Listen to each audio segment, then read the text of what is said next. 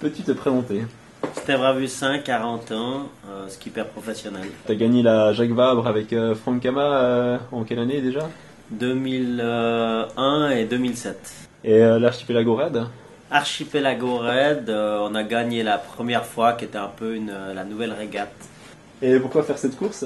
Parce que c'était une course intéressante, dure, avec Franck Camas, on s'entendait bien pour faire ça, quoi. Tu peux juste dire 2 mots sur cette course, qu'est-ce que c'est, comme quoi ça consiste? C'était la course, entre guillemets, la plus dure qu'on pouvait faire en Formule 18. Quelle est vraiment la difficulté principale dans ce raid? Quelle est la qualité qu'il faut avoir pour réussir ce raid? Est-ce que c'est une qualité? Est-ce que c'est un ensemble? De toute façon, gagner une course, c'est n'importe quelle course. Je pense que l'équipage est très important.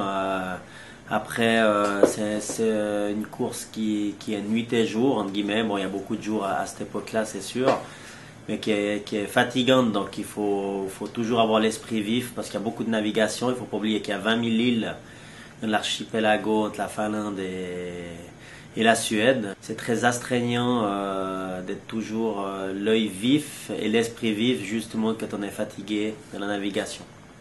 Et l'archipelago, donc tu peux nous dire encore 2 mots sur cet endroit? L'archipelago, c'est un endroit magique parce que c'est vrai que c'est 20 000 îles, donc il faut bien imaginer des canaux qui partent de tous les côtés.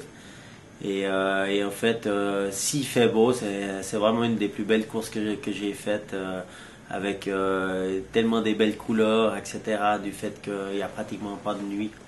Parce que ça reste dans les mois d'été, donc il y a 20 heures 22 heures de jour. Donc c'est vraiment, ouais, c'est vraiment une très très belle course, très dure. Lors de ta victoire en 2001, quelles a été vraiment les choses décisives qui t'ont permis de gagner? Bon, c'est vrai qu'il n'y avait pas du tout le même niveau qu'au jour d'aujourd'hui. Là, il y a 30 bateaux, 30 très bons bateaux. Nous, on était, je sais plus, 5, 8 peut-être, la première fois. D'accord. Et en fait, le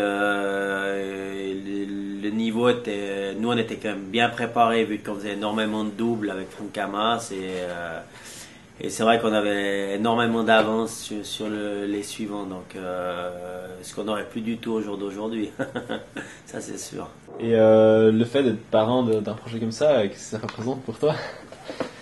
Ça fait qu'on prend un coup de vieux parce que non, c'est bien. Moi, je trouve moi j'aime bien en fait.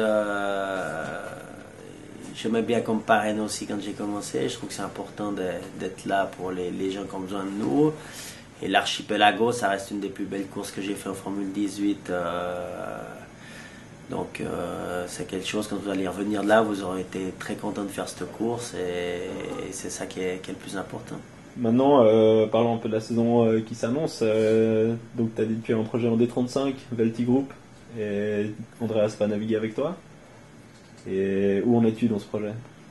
Voilà, on attend le bateau, hein. Il est en construction chez Décision et il va être sorti pour le 24 avril, on espère un peu avant, pour se préparer plus tôt. Le début de saison va être assez compliqué, vu qu'on a peu de temps pour se préparer.